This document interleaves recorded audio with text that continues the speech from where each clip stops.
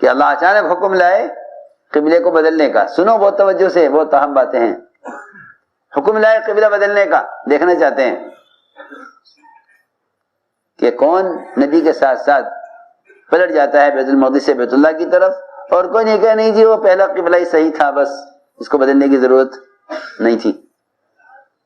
آزمانے کے لیے لائے حکم. ہم دیکھنا چاہتے ہیں کہ کون نبی کی اطاعت کرتا ہے اور کون پہلے قبلے پر باقی رہتا ہے. جو ہوا ہے آسمان پر وہی ہوا. جی ہاں، تو میں نے عرض کیا کہ حسد نے انکار تک پہنچا دیا.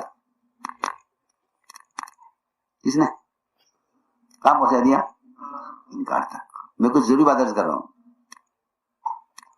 کہ حسد نے اللہ کے حکم کا انکار کرایا کہ اوہو میں پرانا ہوں، یہ نئے ہیں، میں ان کو کیوں سجدہ کروں؟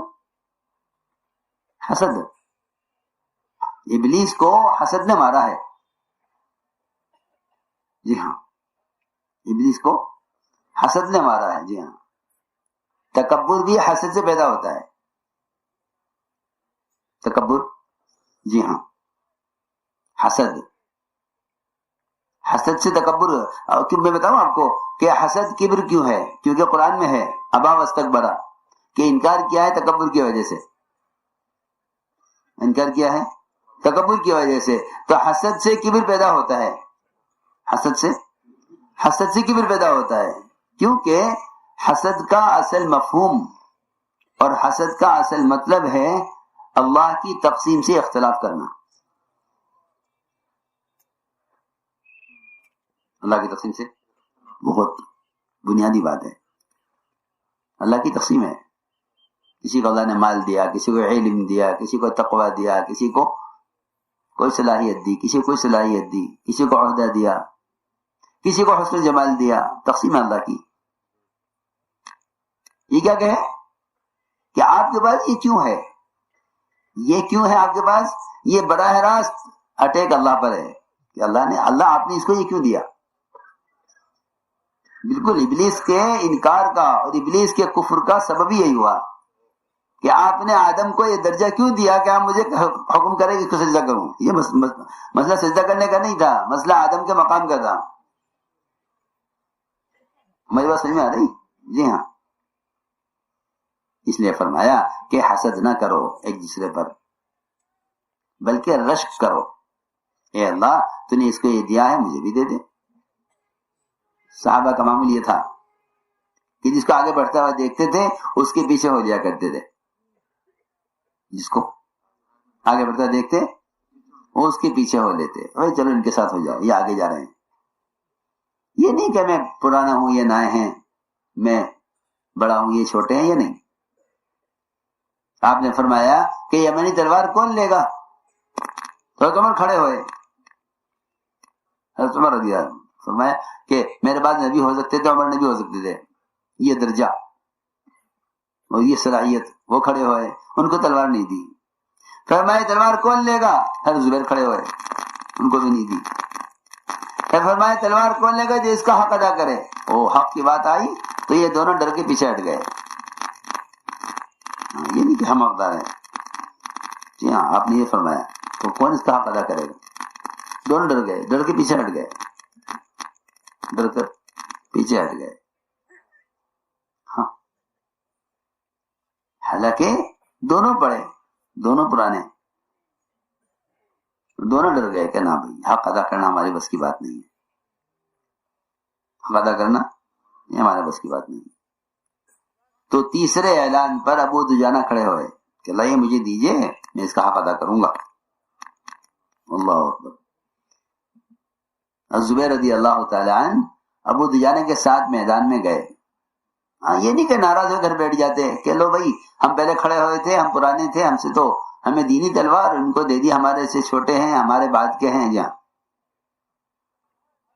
یہ امتحان ہے کہ دیکھنا ہے کہ ہم بعد والوں کو آگے لاویں گے تو جی ہاں، تو جو ان سے پرانے ہیں، جو ان سے بڑے ہیں، سنو غور سے، یہ پرانا امتحان ہے یہ. ہاں، اور چھوڑ دیا. تو لوگ چھوڑ دیتے ہیں کام کہ نہیں ہم نہیں کریں گے ان کے ساتھ، حسد. اور وہاں صحابہ کہ ان کا مزاج یہ تھا کہ اگر ابو دجانہ کو تلوار ملی ہے تو بھائی کوئی بات ہوگی ان کے اندر، اللہ جانے.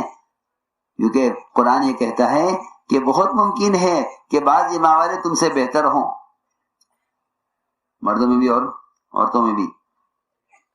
آسان یکون خیرا منہم ولا نساء من نساء آسان یکون خیرا منہن.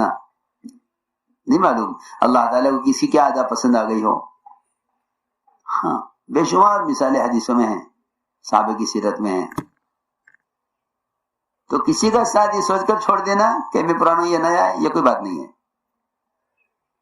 ہاں بلکہ ابو دجانہ جب تلوار لے کر نکلے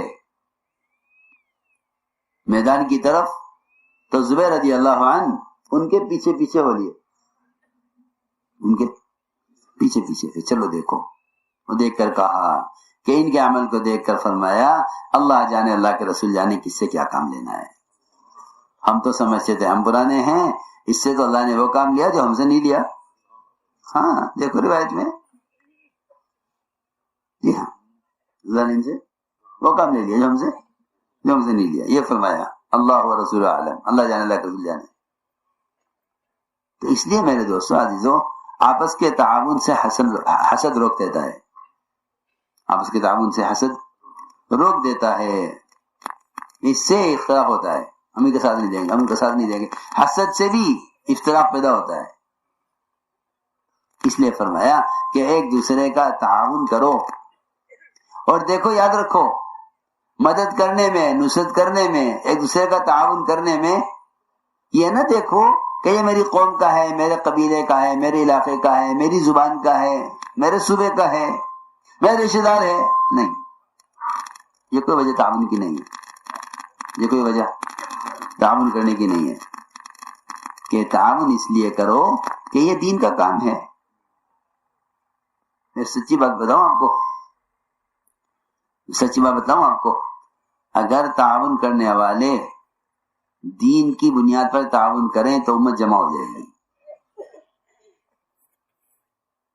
پر اگر تعاون کرنے والے ایک دوسرے کا تعاون ذاتی تعلقات کی وجہ سے کریں تو امت میں فرقے بنیں گے. بہت واضح بات ہے، بہت واضح بات ہے. اگر تعاون ہوگا دین کے لیے تو دین تو ایک ہے، تو دین ایک ہے. اور اگر تعاون ہوگا تعلقات کی وجہ سے، جی ہاں، تو پھر وہی بات، کبوتر با کبوتر باز با باز. جی ہاں، کبوتر کبوتروں کے ساتھ، باز باز کے ساتھ. جی ہاں، یہ ہوگی پھر بات کہ بھائی اپنے علاقے والے، اپنی قوم، اپنا قبیلہ، اپنی زبان، اپنا علاقہ، اپنے قبیلہ، اپنے رشتے دار، اپنی قوم، پھر امت پھٹے گی. ہاں صحابہ تعاون کرنے میں یہ نہیں دیکھتے کہ یہ کون ہے اور میں کون ہوں. اس لیے کہ انصار کا جو لفظ ہے، انصار اللہ کی دین کے مددگار، یہ اللہ کو بہت محبوب ہے یہ لفظ. آپ نے فرمایا کہ اگر انصار ایک وادی میں چلیں، مہاجر ایک وادی میں، تو میں انصار کے ساتھ چلوں گا. ہجرت نہ ہوتی میں انصار میں سے ہوتا. یہ فرمایا انصار میرے بدن سے چپکا ہوا کپڑا ہے. کون انصار؟ اللہ کے دین کے مددگار. سنو غور سے بات، عجیب بات ہے کہ یہ لفظ انصار بہت محبوب ہے اللہ کو. یہ انصار کے لفظ اللہ کو بہت محبوب ہے. جب یہ انصار کا لفظ پکارا گیا دین کے تقاضے کے لیے احد کے میدان میں، آپ نے فرمایا الانصار، آپ نے آواز لگائی کیا؟ یا الانصار. تو انصار جمع ہو گیا آپ پر. کتنا محبوب لفظ، کیونکہ آپ نے پکارا کس کے لیے؟ دین کی مدد کے لیے. یہی لفظ ایک غزوے میں ایک انصاری مہاجر کے درمیان لڑائی ہو گئی، آپس میں جھگڑا ہو گیا پانی پر. تو یہی لفظ پکارا ایک انصاری نے، کہا یا الانصار، انصار میری مدد کرو، مجھے مارا مہاجرین نے. مہاجرین نے کہا یا المہاجرین، میری مدد کرو، مجھے مارا ہے انصاری نے.